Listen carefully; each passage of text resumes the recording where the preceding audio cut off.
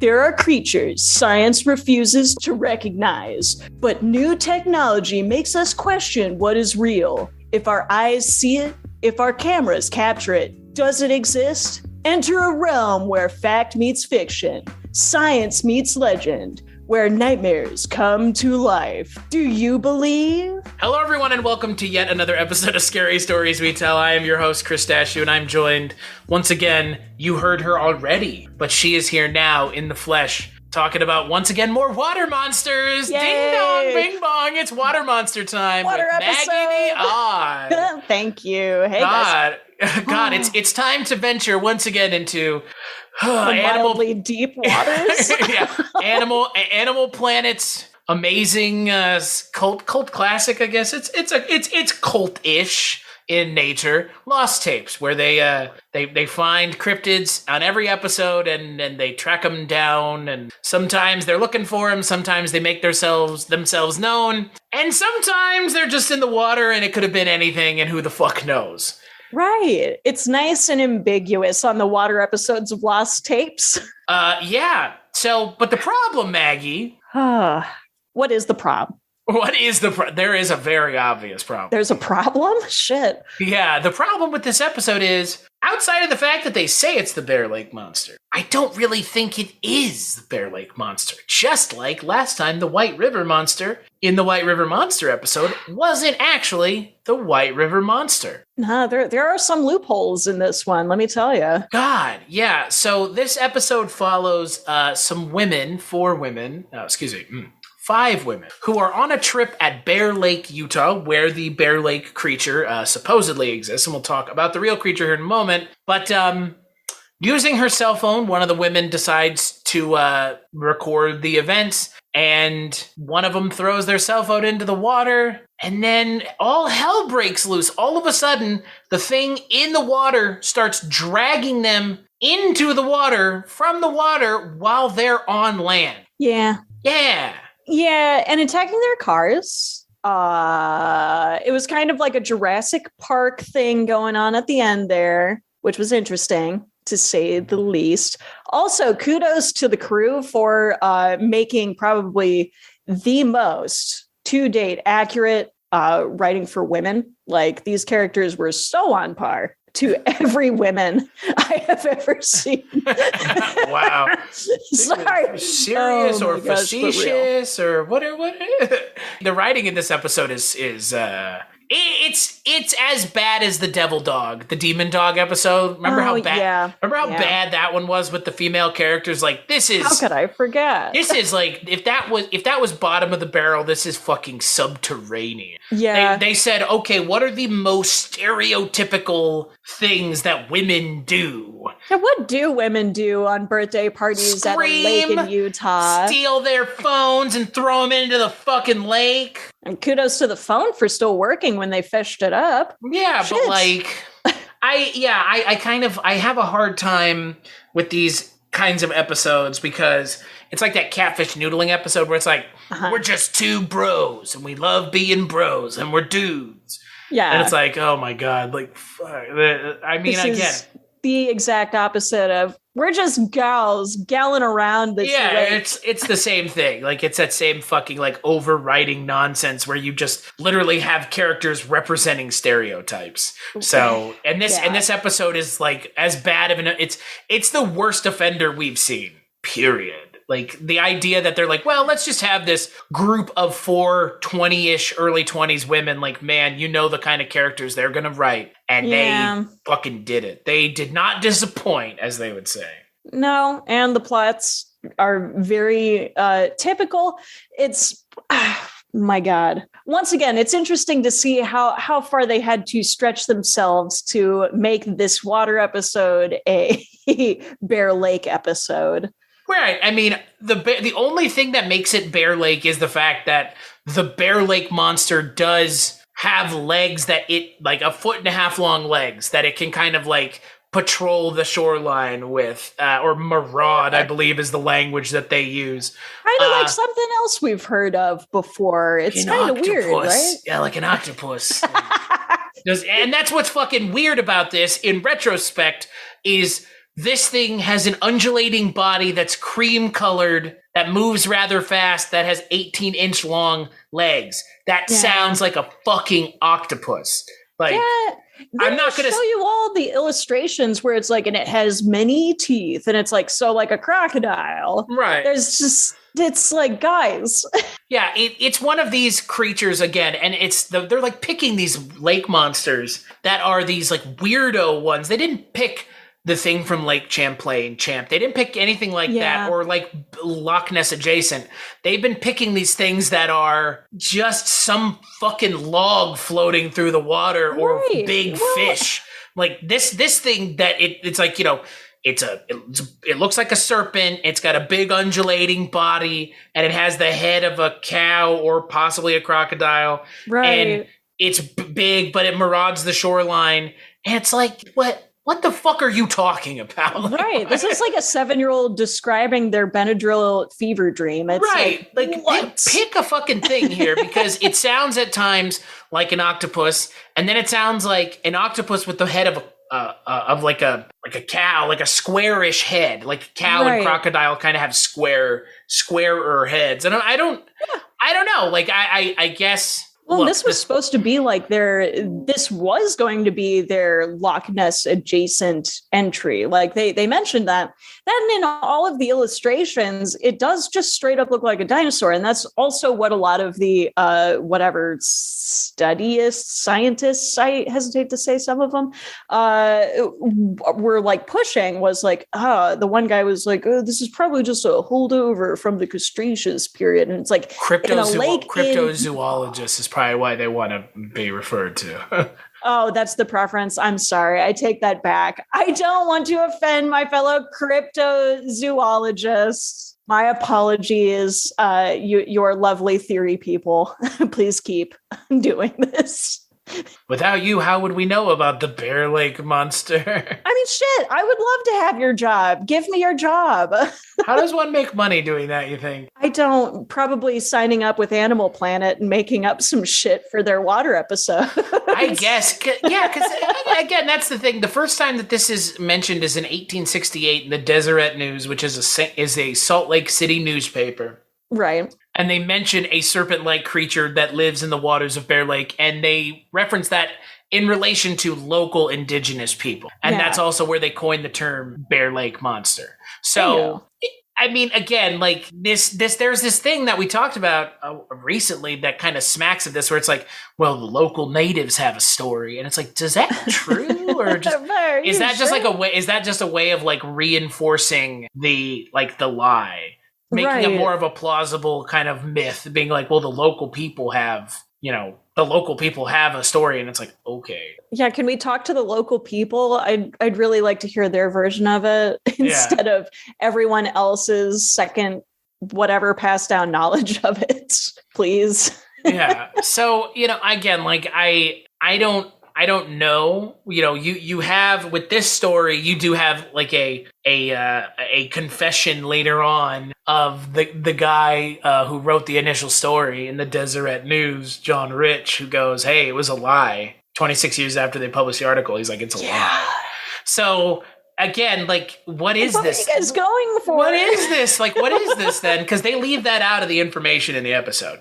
But I feel like that's unfair to not mention that, because no, that's kind of a huge deal. Yeah, the guy who wrote the article says that this is not real. Yeah. And I feel like that completely devalues all the real things, or more plausible cryptids. It devalues all of them in this show, because you're literally creating bullshit for no reason. Like with the octopus. Like, this is the octopus all over again, but somehow worse. Right? Yeah. Because now it's like, I would agree with that for sure. Like, is making one up worse, or is it worse to make one up, or is it worse to present one that has been debunked as possibly being real? Which is worse? You know what? I'm going to go out on a limb. I don't have as much of a problem of people making up really good stories.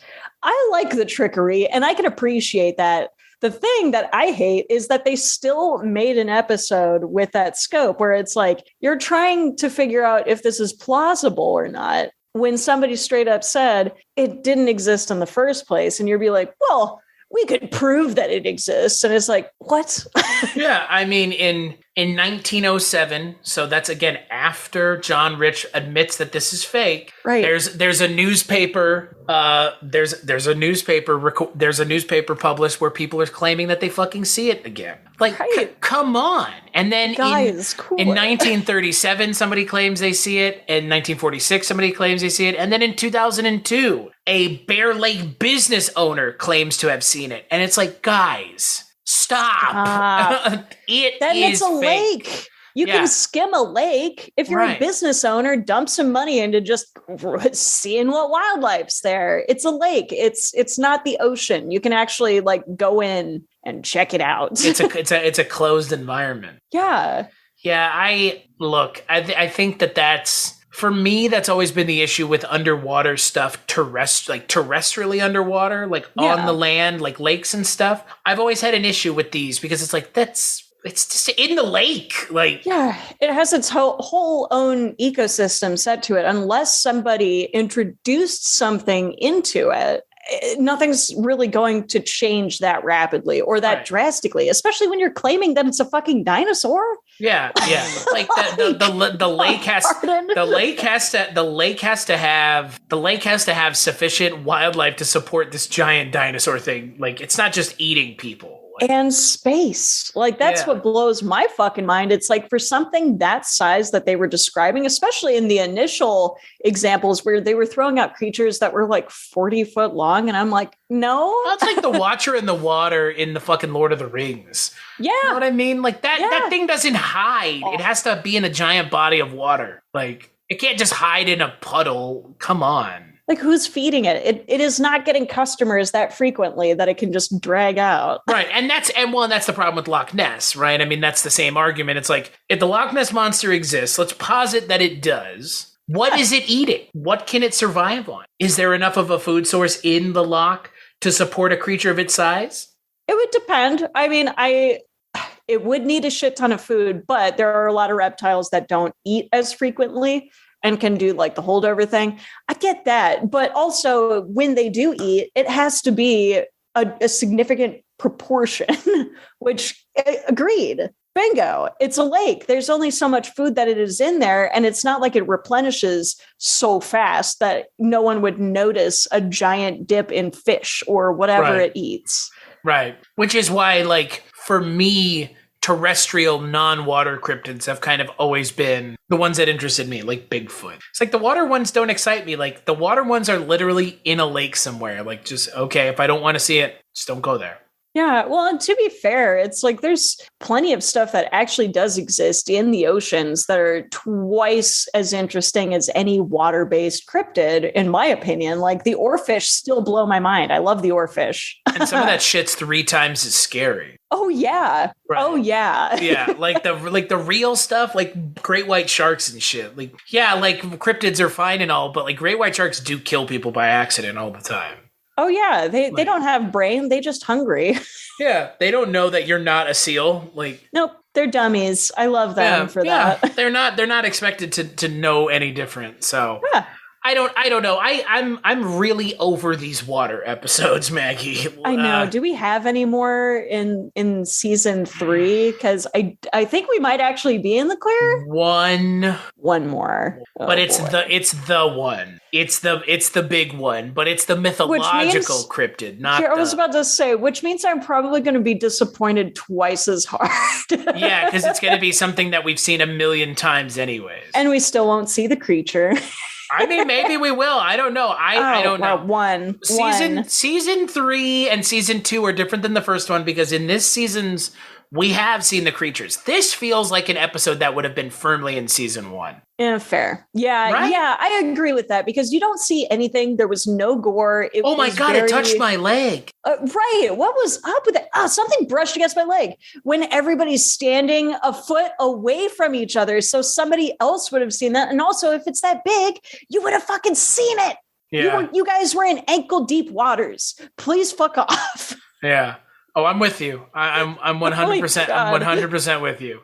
Yeah, that one pissed me off. Like, I was legit pissed. And again, like, it's one of these things where I just feel like it's very lazy, right? It is. Like, at least the noodling episode, you saw a fin. It was a dumb fin, but you saw a fin. Yeah, as to say, but even then, it's very lazy. Like, even then, but again, like, I understand technological and financial limitations, but that still doesn't take. Didn't even move, though. That's right. Well, like, they didn't even do the easy routes. No, I know. And again, like, the fact that this episode is even on something like the Bear Lake Monster, I think, is a little ridiculous. But at the same time, I mean, you could make a case. That the response to the Bear Lake Monster and it becoming this kind of weird self-parody thing is in and of itself interesting. Yeah, I can see that. I mean, again, it's been it in and of itself, it has kind of done what it has existed for, right? Right. It was a practical joke and people are still kind of falling for it, which it's just kind of a nice little reminder of how far the human brain will go just to make things make sense to it. So that is neat. I will agree. Yeah, they used to have a Bear Lake monster boat that would go around, and I mean, stuff like that. Like, I appreciate that a lot. They even did one of those that we'll let the local school children name it. So in 1996, the Bear Lake Monster actually got a name, which is Isabella. So again, like, it's this thing where that's adorable. for me, that's the better story here. It's not the Lost Tapes episode where, we decided to do an episode on a creature that is now kind of just become a parody, and it's like, it is a tourist attraction for not the reasons they wanted it to be, but in and of itself, that's kind of a success. Honestly, how cool would that be? I want to start a museum. It's like the Museum of Jurassic Technologies in California. In LA, yep. Yeah, where it's just a bullshit museum. And I would love that. Are you kidding me? A boat tour for a cryptid? Yeah. That doesn't exist? Yeah, why not, right? That's almost like going to a Spring Heel Jack watch party in the middle of the night. I would so go. Why not? Yeah, no, I'm 100% with you. And that's what I'm saying. Like, for me, that's the interesting angle here is like, agreed. You have something now that is infinitely more interesting than like, is this real? Like, because Loch Ness in Scotland, like, that's still deathly serious. Like, there's still people that genuinely, right? Like, again, I'm not going to yuck someone's yum and say Loch Ness doesn't exist, but right. I find that one a little harder to swallow than a lot of other things. Maybe I'm a fucking Bigfoot. I'm a Bigfoot simp. A simp. Yeah, right. Right, you for the foot. Bigfoot. Yeah. Oh, Bigfoot, I'm out in the woods with no pants on. It would be a real shame if you clapped my cheeks. Yeah. No, I mean, because that's happened. So why not? Oh, yeah. In the Bigfoot lore. Boy, hasn't it? Yeah. It's I don't know. That's kind of where I come down. It's like, I like that this has become kind of a self-parody thing. Yeah. I like that people are super into that. And that is something that people are really into. Yeah, is kind of like fun. Poking fun at it. Because, like, it's like, let's maybe have some fun as opposed to like deathly serious. But just completely writing it off as like some kooky nonsense that our ancestors believed in. But I will say, like, the Lost Tapes part of it, like the Lost Tapes episode, it's the worst episode we've seen so far. Yeah, this one's pretty bland. I don't know if it's the worst. It is definitely the most boring thus far, though, I will say. And I would say this is also the laziest writing. God, you could have had a bot write this. It's just generic 1990s, early thousands female characters with the same fucking haircut that you can imagine from the Y2K era. All of them look the same, just with varying hues of hair color. Couple screaming, and then them trying to start a car the rest of the episode. Yeah, it's not great. It's not great. It's like I said, for me, this episode is like aggressively bad.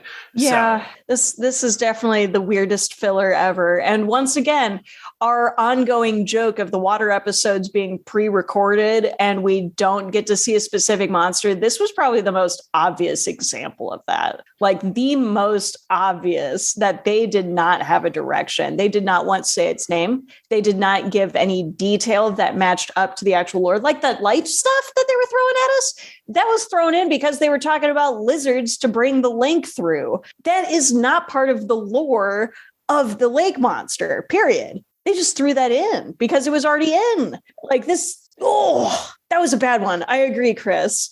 It's not the one that pissed me off the most, but it's up there. Again, I think, when you think about something like this episode and you think about the way that the show has been presenting itself for most of the second season, this is such a massive step back. Yeah. Like, it's aggressive. It's aggressively mediocre, and the writing with the female characters is aggressively bad. So I don't know why it was so hard to write female characters in this era for anything, TV, movie, whatever. It's just shit. It's hot shit. Yeah, it was a real it was endemic of a time and a place where, like, I'm glad we are where we are now. We're getting there. Yeah, I appreciate it. It's again, it was success and especially progress are not measured in miles; they're measured in inches.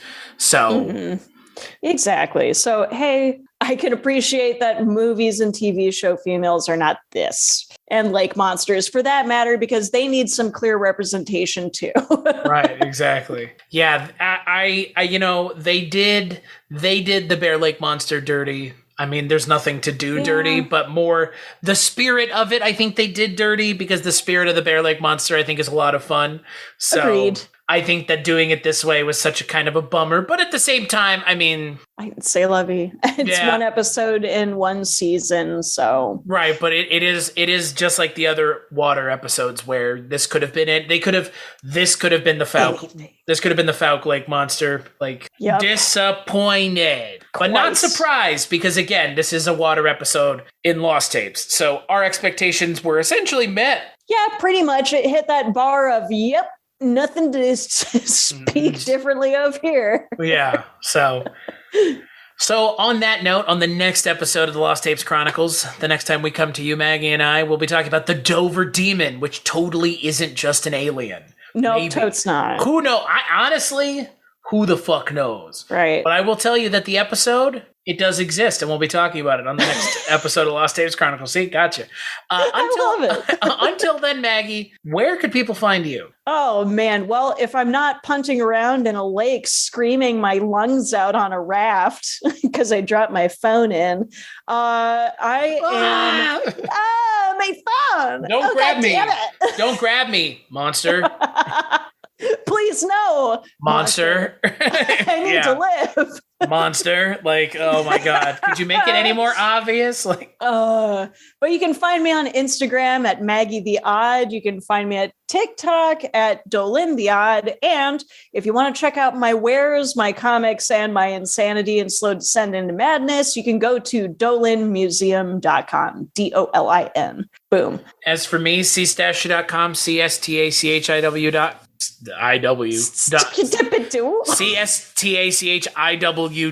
That's my link tree. Go there for all the things that I work on. CultureCast, Barney Miller, Columbo, you name it. I may talk about it. Maybe not. We'll see. I might. Oh, come on. You will.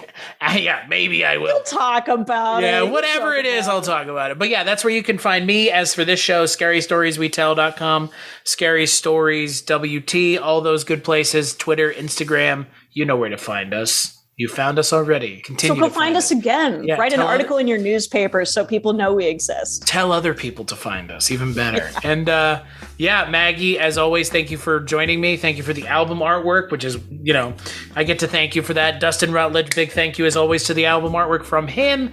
And Alex Malneck of Blondo for the music for the show. Maggie and I will be talking Lost Tapes Chronicles next time you see one of these episodes. And until then, we'll let our good friend, the former host of Sightings, Mr. Tim White, lead us out. No mystery is closed to an open mind.